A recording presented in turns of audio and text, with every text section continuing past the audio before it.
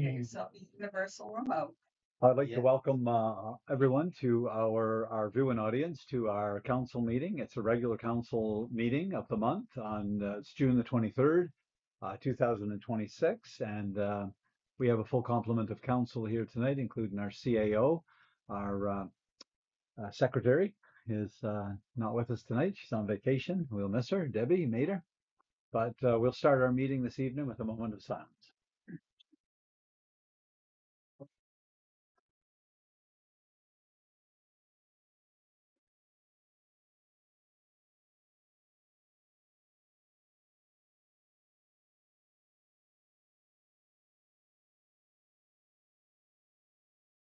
Thank you. Number 2 on our agenda tonight is the approval of tonight's agenda. Do we have a mover for the agenda that's before us tonight? Moved by Councillor McKinnon. Do we have a seconder? Seconded by Deputy Warden Bazinet. Any further discussion? Hearing none. All those in favor signify by saying aye. Aye. Contrary minded, nay. That motion has been carried unanimously. Any declarations of conflict of interest other than my own? I will declare conflict of interest on one of the reports or one of the motions coming out of the Committee of the Whole. I think it's for a playground association in Woods Harbor. My niece happens to be the one making that request, so I will leave the seat at that time and declare conflict of interest. We'll move into the approval of the minutes. You all have circulated the regular council meeting minutes of June the 2nd, 2026. Do we have a mover for those minutes? Moved by Councillor McKinnon. Do we have a seconder? Seconded by Councillor Nickerson. Any further discussion on those minutes? Hearing none. All those in favor signify by saying aye. Aye. Contrary minded, nay. That motion has also been carried unanimously. And this moves us into the report, tonight's reports. And I'll begin with the report of the warden. I attended the Federation of Canadian Municipalities meeting in Edmonton, the first of this month. It was an incredible conference, which brought together municipal leaders from all over Canada to discuss issues that are common to all of us and that impact us all as municipalities. There was leaders and cabinet ministers, Dominic LeBlanc, Greg Robertson, and Ava Lewis and Elizabeth May. They all discussed strategies for local governance, climate issues, as well as homelessness. Homelessness was a huge subject, and I'll say more about that in a few minutes. There were other great workshops that I attended. One that was put on Rogers had to do with cell phone service in rural communities across Canada. And we're not unique in our, I won't call it special status of having spotty cell phone service in the municipality of Barrington. That was a well-attended seminar, and there were a lot of rural communities that were expressing the same kind of concerns that we're expressing in Barrington about emergency response and all kinds of things related to spotty or poor cell service. Another seminar had to do with escalating violence against elected officials.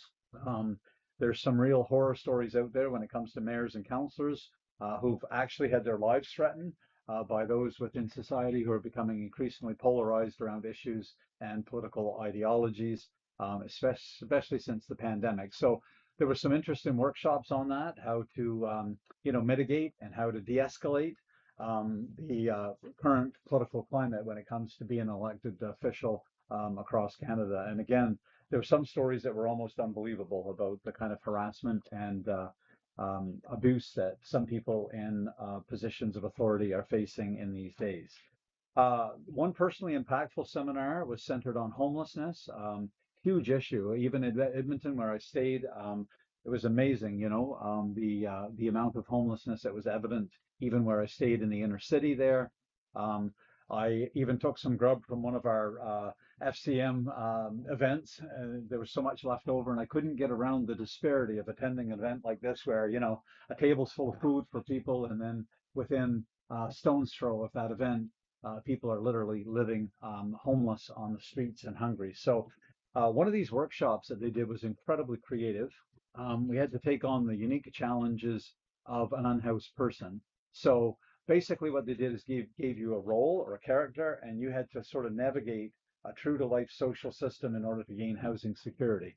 I was Charlie, and I had to get out of a youth hostel because I was turning 17 and I had to have adult housing, but I had no family contact because of my home situation, and I couldn't apply for adult housing unless I had a birth certificate, and I couldn't get a birth certificate because, so what you had to do is you had to go to all of these bureaucratic tables to be able to get what you needed to be able to get housing. And I'll tell you what, after about an hour of being Charlie and taking on that role and experiencing what a youth would experience in that situation, it was quite emotional, actually. If you entered into your role and had to have that experience and you had dealt the same set of circumstances that individual had dealt to them. So sometimes we look at homelessness or unhoused persons, and we sometimes can conclude that they're there, by the design of their own choice. But that workshop actually was a profound eye opener and stirred a lot of empathy within me, at least, and many other people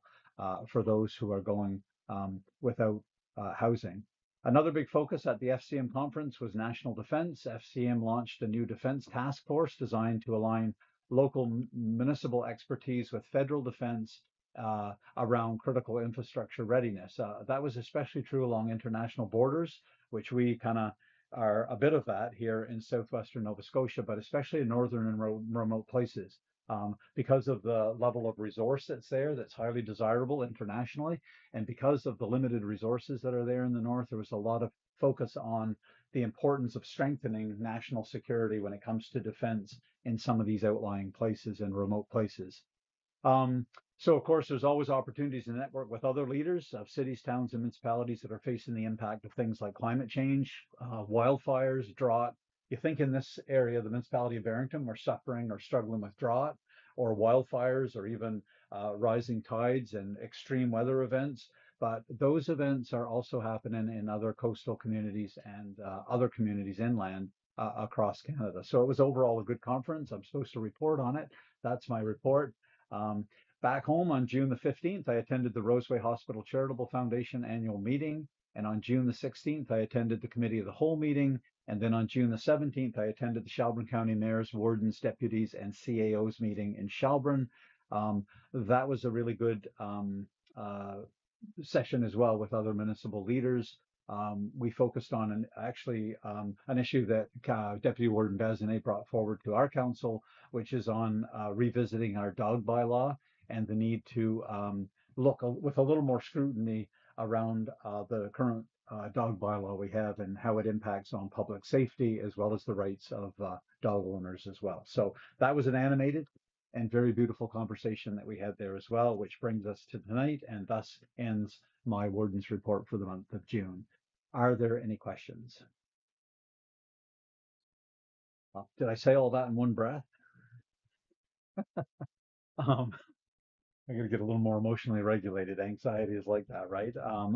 We'll move on to, we'll start with Deputy Warden Bazinet and go to Councillor McKinnon and Councillor Nickerson because Councillor Jekyll is covering the reports from our Committee of the Whole meetings tonight. So Deputy Warden Bazinet. Alrighty. On June 4th, I served as a timekeeper for the Lobsterman Challenge at Wickens Arena. I learned a lot about lobstering and had a good time doing it. It was a great turnout, and thanks to everyone who worked hard to organize these events this year. On June 10th, I attended a presentation on experiential tourism sponsored by the Shelburne and Area Chamber of Commerce. The event was extremely informative, and I'm hopeful some sort of effort might emerge that would help diversify our tourism offerings here in the municipality. There were quite a few people from the municipality at this event. On June 17th, I attended the monthly Shelburne County Leadership Meeting that Warden Hatfield alluded to.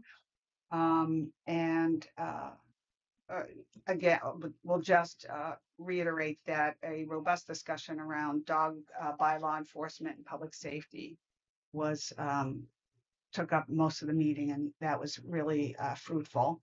On June 26th, I'll be attending the Paint the Town Red Gala in support of the purchase of the portable ultrasound unit. That should be fun. And I attended both committee meetings of the Committee of the Whole, and that's it. You're good. Thank you. Thank you. Councillor McKinnon.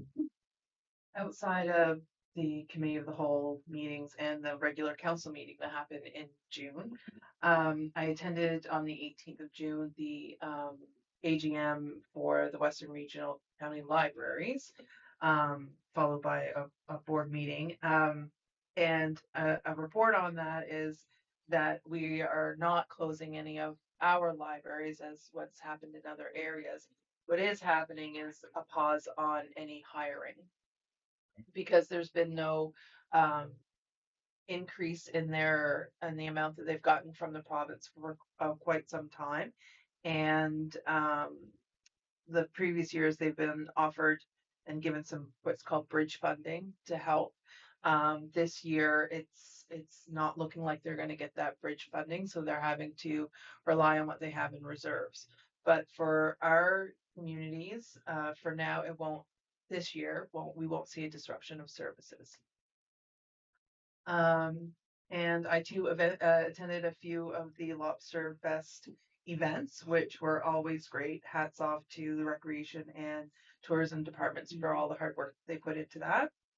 And I too am looking forward to the Paint the Town Red Gala on Friday night. Yeah, my mom's even coming, so yeah, pulling out the big guns, the auction. Good stuff.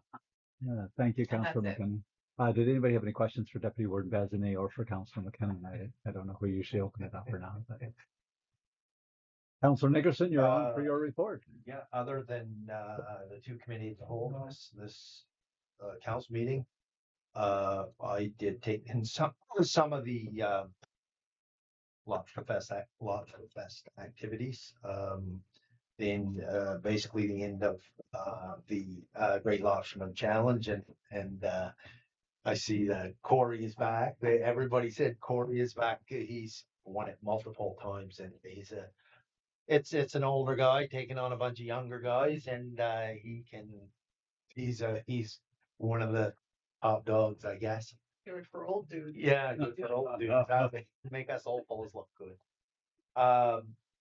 And other than and I'm sure you guys have seen it. I've had a gentleman that used to live around here. He's moved to Calgary, and you've probably seen it on Facebook. He's posted a post about the causeway and the concerns around it. He's always had that, Ron Troy. And the causeway has been a thing of contention for as long as we've been on council, I guess. So, and he keeps bringing it up every once in a while. So he sent me some stuff, and I'll circulate that to you guys. And it's something that it's a provincial, federal, multi-department issue, and it's going around the community. People's talking about it, and when that sand hits, I personally think we're going to have an issue there, right? I'm not a hydrologist or a geologist or anything like that, but I can assume that when you block water off, it's not going to be a good situation. So there is some concerns, and I only bring it up here in the hopes that somebody within the provincial department, because I've beat the drum for many years. I've through different levels of government and many different MLAs and MPs, and they all said they were going to do something, and guess what? We're stuck with the same old thing. So let's hope in 2032, when they predict the sand's going to hit the Barrington side, that nothing happens and we live on as we do, and we don't have to boat off the causeway. Maybe you guys from Barrington will like to stay on. They're keeping us on there. So, other than that wraps me up. Gonna have to change the name of Cape Island. We'll no longer be an island. Other than Peninsula. Peninsula, yeah. Councillor Al Jekyll, if you don't mind did anybody have any questions for Councillor Nickerson? Hearing none, Councillor Al Jekyll, if you want to render your report and then segue right into the report from the Committee of the Whole, that would be wonderful. You much to report. I just visited Mr. Reverend Kroll for his 85th birthday, and wish him happy birthday, and presented with the certificate from the municipality. That's a gentleman I know for a long time, and I always respect. So he had a little gathering for him at Wesleyan Church. I could not stay, but I just went to him and presented him with the certificate. And other than that, I just want to take the opportunity. Thanks the public work from the province that paving part of Pope's Road. Something that was surprising for me, but it was good. That's around them, and I appreciate who was behind it, and it was good for the residents of there. And that's all I have for my report. I move on to the committee of the whole. Okay. Committee of the whole council meeting, June 9, 2026. Revised budget request, arena section line replacement project. It is recommended to council to approve an increase of up to $14,000 to the approved capital budget for the arena section line replacement project, with funding to be sourced from the Canada Community Building Fund, formerly known as the Gas Tax Fund. Do we have a mover for this motion? Moved by Councillor Nickerson. Do we have a seconder? Seconded by Councillor McKinnon. Would you like for the viewing audience, Mr. Frotton, just to give a synopsis of what this motion is, what the purpose of it is, just Certainly, yeah, I can. So we had in our capital budget for this fiscal year, the project to replace the arena suction line, which is an important component of the ice making plant over at the arena. And when we first put together the budget for the project and presented it to you and what was approved, we thought that we could do the welding work in-house with our kind of welder on staff.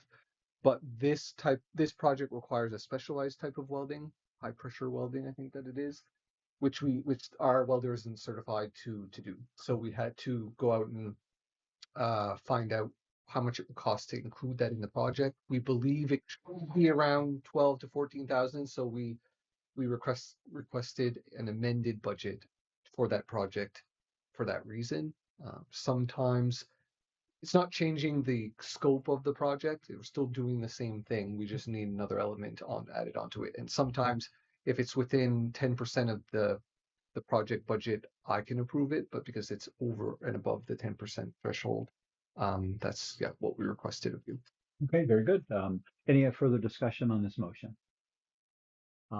Hearing none, all those in favor signify by saying aye. Aye. Contrary minded, nay. The motion has been carried unanimously, which brings us on to paint the town red. Councillor Jackal. Recommend the council to provide a sponsorship in the amount of $600 to the Paint Town Red event. So Moved by Councillor Jekyll. Do we have a seconder? Seconded by Deputy Warden Bazinet. For those who may be viewing, this is essentially to raise money for a portable, I think, ultrasound machine for our community health clinic. And so kudos to the people behind the scenes who have organized this event, and to the many people, I think, who have also donated auction items and who have contributed in any volunteer way to this event. We can never get too much support or volunteerism when it comes to enhancing any kind of healthcare service in our community. So any further discussion on this motion? Question being called. All those in favor signify by saying aye. Aye. Contrary minded, nay. The motion has also been carried unanimously. Councillor Jekyll. grant organizations, it is recommended to council to provide a grant to Villagedale Cemetery Association in the amount of $750 as requested. Do we have a mover for this motion? So moved. Moved by Deputy Warden Bazinet, a seconder. Seconded by Councillor McKinnon. This is according to our policy. Any further discussion on the motion? All those in favor signify by saying aye. Aye. Contrary minded, nay. The motion has been carried unanimously, and that brings us into the next item. Tender evaluation report for MODB 2601. It is recommended to council to accept Gearing construction bid in the amount of $259,800 plus HST for the 80 meters of sidewalk along Highway 330 in Barrington Passage between Napa and Island View Park Boardwalk. Do we have a mover for this motion? Moved by Councillor Nickerson, a seconder. Second. Seconded by Deputy Warden Bazinet. This is essentially to finish that section of sidewalk as it says from Napa to the boardwalk. Just so we have this discussion, we know what we're talking about, but it's good sometimes to emphasize it for the public's benefit. So any further discussion on this motion? Hearing none, all those in favor signify by saying aye. Aye. Contrary minded, nay. The motion has been carried unanimously. Committee of the Whole, Council meeting, June 16, 2026. Multi-use facility at the Richard Swain Track and Field. It is recommended the council to direct the CEO to look into the feasibility, cost, possible funding options, and site consideration for the multi-use building at the Richard Swain Track and Field, and report back to Committee of the Whole. Also move. Moved by Councillor Jekyll. Do we have a seconder? Seconded by Councillor McKinnon. Councillor Jekyll brought this forth in Committee of the Whole. It's essentially to put a facility in, a multi-use building at the Richard Swain Track, which could possibly have washrooms, showers, change rooms, equipment storage, and so on. So that's just a brief synopsis of what this motion encapsulates. No decisions being made about that. What the decision that's being made here tonight is about is getting staff to gather information around the feasibility of it. So any further discussion on this motion? Question being called. All those in favor signify by saying aye. Aye. Contrary minded, nay. The motion has been carried unanimously, and we're on to grants. Grant to organizations. It is recommended the council to provide a grant of for $750 to the Burlington Municipal High School seniors girls D2 softball and Burlington Municipal High School senior girls D3 softball teams as requested. We have a mover for this motion. Moved by Councillor Nickerson, a seconder. Second. Seconded by Deputy Warden Bazinet. Do we have any discussion on this motion? Question? Question being called. All those in favor signify by saying aye. Aye. Contrary minded, nay. The motion has been once again carried unanimously, and I'm going to declare conflict of interest. I And can skip that one too. Oh, perfect. Okay. And okay, thank you. this provincial volunteer representative recommendation. It is recommended to council that Jaylene Smith be nominated as the municipality volunteer of the year for 2026. We have a mover for Janelle Smith to be nominated as our volunteer of the year. So moved. Moved by Deputy Warden Bazinet, a seconder. Seconded by Councillor McKinnon. Any further discussion? All those in favor signify by saying aye. Aye. Contrary minded, nay. The motion has been carried unanimously. Report on the in-camera session, Municipal Government Act, Section 22G, legal advice eligible for solicitor client privilege. It is recommended the council to give direction to the CEO to request our solicitor to draft a new dog bylaw. Do we have a mover for this motion? So moved. Moved by Deputy Warden Bazinet, seconded by Councillor Nickerson, and folks can keep an eye out for when we get a drafted new dog bylaw. I'm sure it's going to animate a lot of discussion around the table. And if we do approve a new dog bylaw, then of course it has to go for public, I think public reading or public hearing, so that anybody that's listening to this can know well in advance that everybody gets an opportunity to speak when a bylaw is being either substantially changed or a new bylaw is being enacted. So any further discussion on this motion? Question being called. All those in favor signify by saying aye. Aye. Aye. Contrary minded, nay. All the motions have been carried unanimously. I'm going to remove myself from the table because there is a motion that of a request for funding that has come from a family member. If Just you gonna would. stay here. Yeah. It is Councillor Earl Jackal, you can read it. It is recommended to council that a grant of $750 be provided to the clubhouse playground as requested. Is there a mover for this request?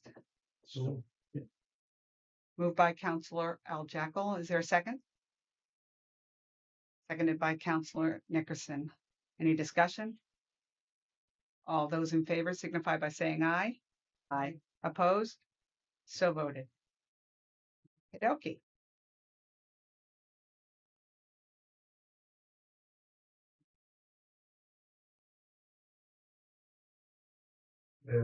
I mean, just wanna send the sympathy to the Stoddard family, Sandy Stoddard. His mom just passed away. So my sympathy goes to the Stoddard family. Thank you. Yes, The last, Dorothy is the last of Reuben Ross's children.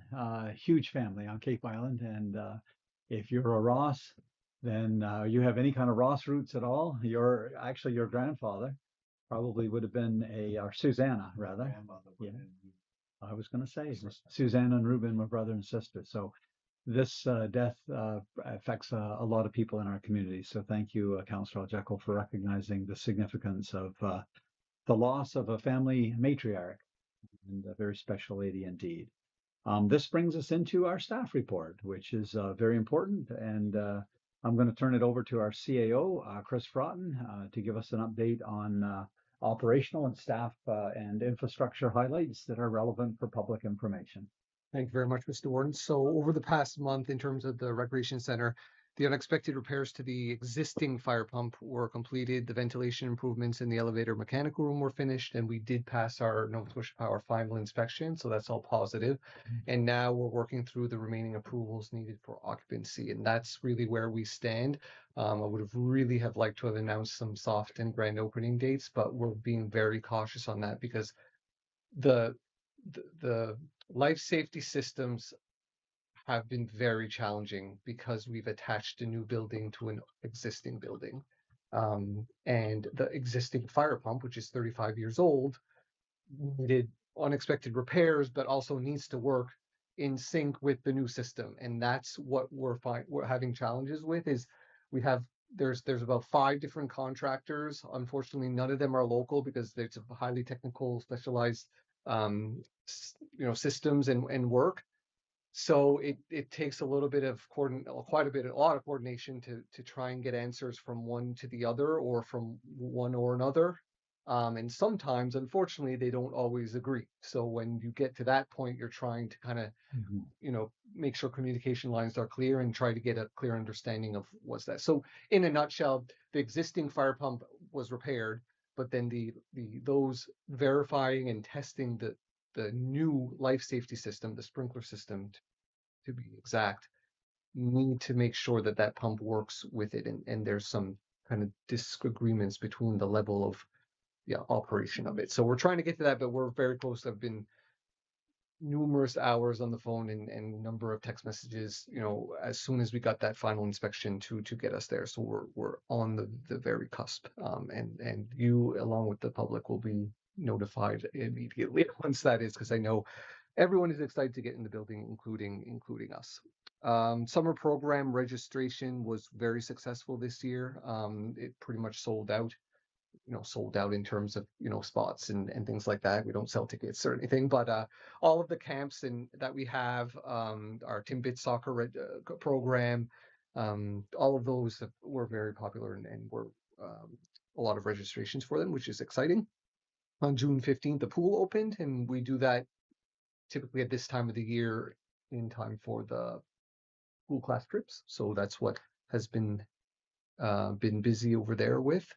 With the new recreation center, but they're just the Recplex and kind of the reputation now we're getting of hosting events there. We in the month of May was very busy with larger events, something we're just still getting used to. So when you can think of having Lobster Fest for 4 or 5 days and the entire setup for that, and then overnight you have to flip it over for a dance recital with 1,200 people, that takes a lot of logistical coordination and staff resources. So it's a very good, not problem, but good thing to have. We want the facilities to be used. It's just when it's used very, a lot, and takes a lot of coordination. So, but the month of May was very, very busy, and we think it went well, and hopefully that'll continue on once the recreation center opens fully. In fire service, in terms of fire services, the structure protection unit that we were fortunate to get through a grant from the provincial government and investment from our 3 fire departments, that's a very kind of valuable piece of equipment to have locally here in the municipality and in the county. And the work's been ongoing with trying to develop like standard operating procedures, training, and that type of stuff. But that's a good thing to have. And I also wanted to highlight for all of you in the public the 10-year capital investment plan for our fire service. So this is something we have been developing in partnership with the local fire departments for the last maybe 6 or 7 years. And the plan really helps the departments, but also us plan for and manage future capital investments, because fire services and the equipment and the halls and the trucks are very expensive. So it has a very big impact on our municipal budgets, but also on the rates that they charge residents. So since we've been doing this, we've been able to make sure that the equipment or the purchases and the capital investments we've been making align with the service needs and the priorities, but also mitigate the risk of major impacts to our budgets. For example, needing 3 fire trucks in the same year. So we really go through with each department what pieces of equipment they have, what their plans are for the next 10 years.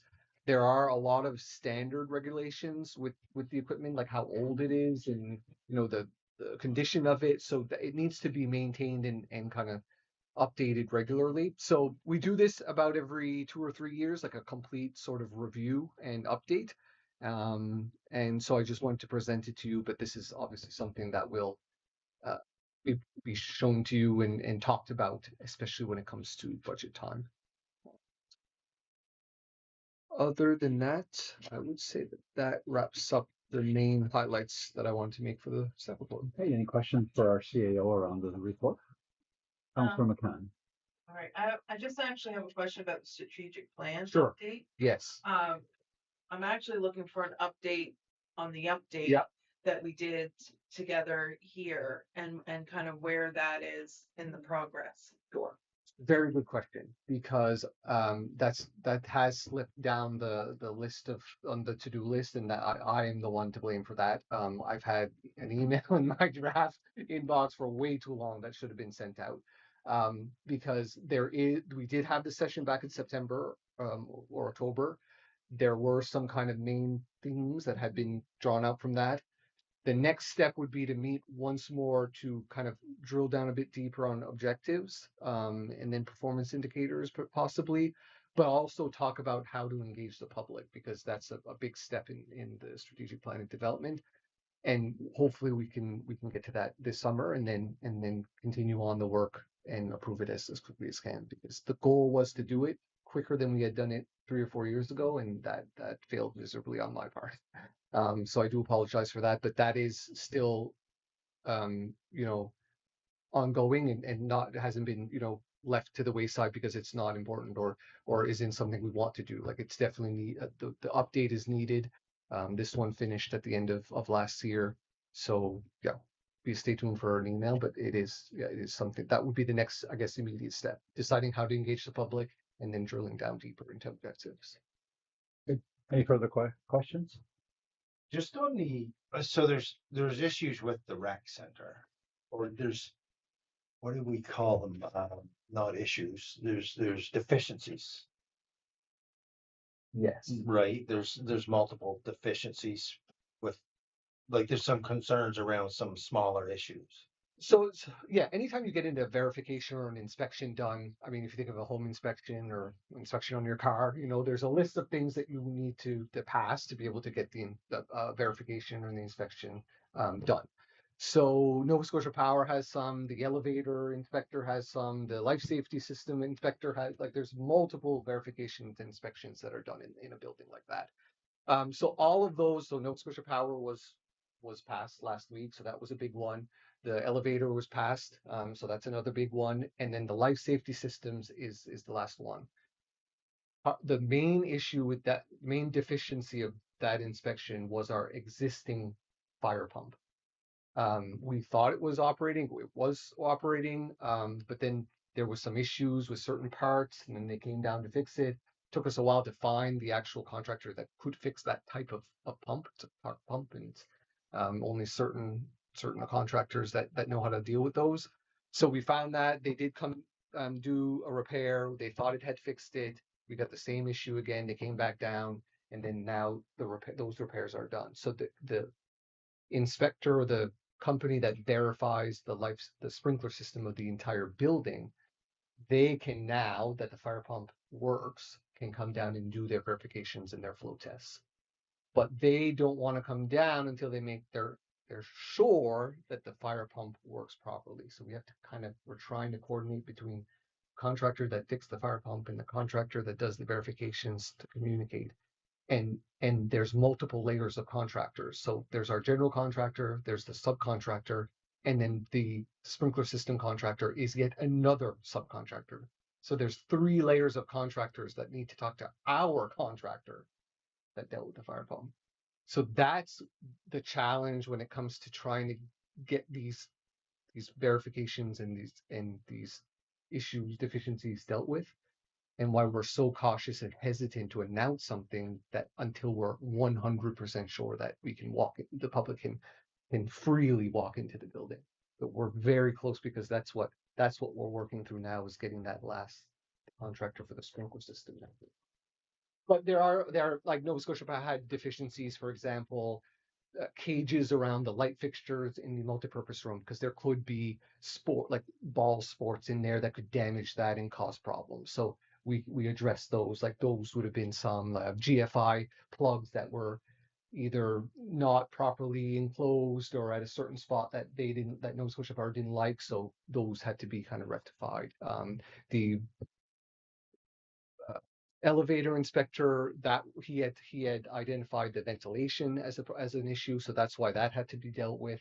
So those are all sort of examples, I guess, of deficiencies that So, and other than that, like deficiencies that we have identified or the others that, like, and I'll give you an example, like in the multi-purpose room, the baseboard has been torn off and not put back on. Yeah. And bear with me.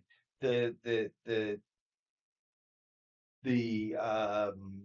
airflow system hasn't been properly calibrated. Like the heat in the multi-purpose room is abnormal, and it can be cool outside or out in the other rooms or whatever. Those issues, those will be addressed eventually. And we'll know how to.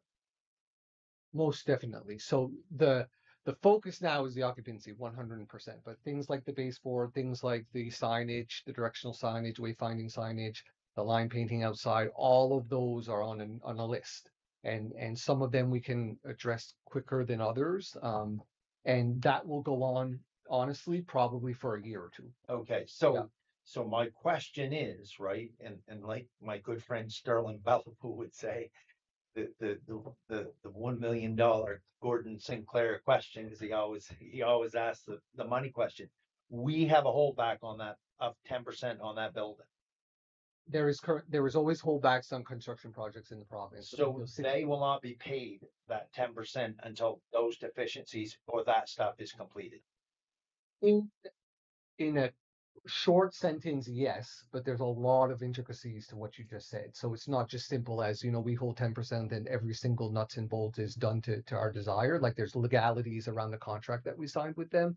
And the main kind of threshold is that's held for 60 days past the date of substantial completion. Well, we haven't yet reached that date. So that's when the time starts, like the clock starts on sort of they have different terms for different stages, but I guess, to look at some immediate deficiencies that would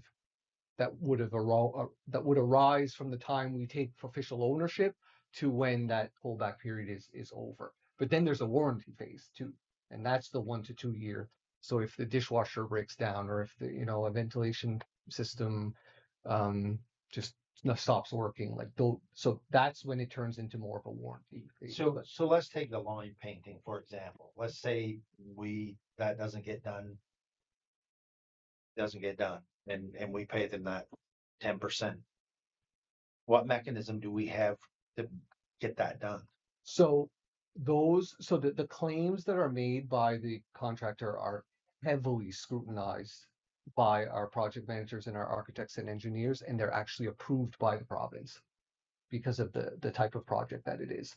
So if they would make a claim that included the line painting, it would get rejected because it hasn't been done yet.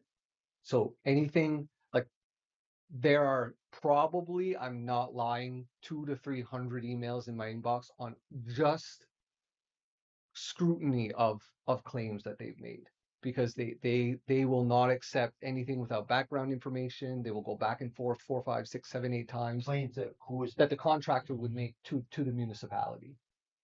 So they've made claims throughout the project, just like when you're building a home, you make claims to the bank to, if you have a mortgage. oh, a claim to get money. Yes, yeah. So there's a schedule of costs and fees, and then it's sort of itemized, not super detailed, but major categories. There might be 30 or 40, and then within that, there's itemized items that they would claim to pay to invoice us on, and then that would be scrutinized.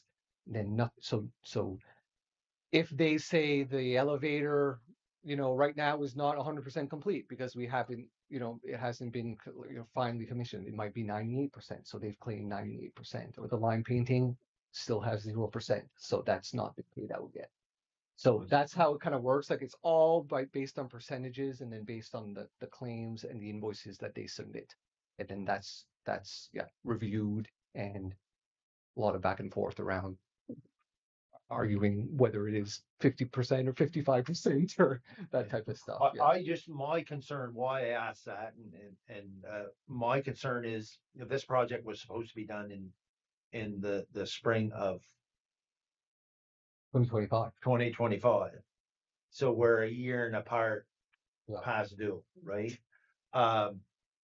When that stuff happens, I personally, if that was me, I wouldn't be.